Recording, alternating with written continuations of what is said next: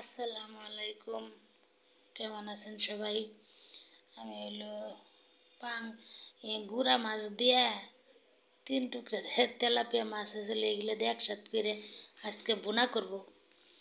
এই যে মাছ তেলাপিয়া মাছগুলো বাইজে রাখছি, তারপরে গুড়া মাছগুলো পেঁয়াজ দিয়ে মাখাইয়া দিয়ে দিছিলাম।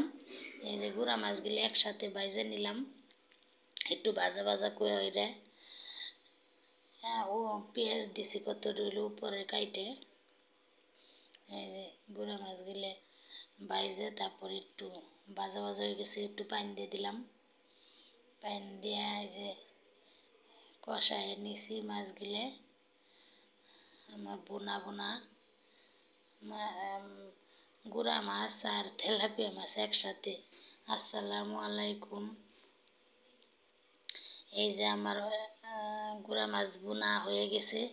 কেমন হয়েছে সবাই লাইক কমেন্ট দিয়ে পাশে থাকবেন।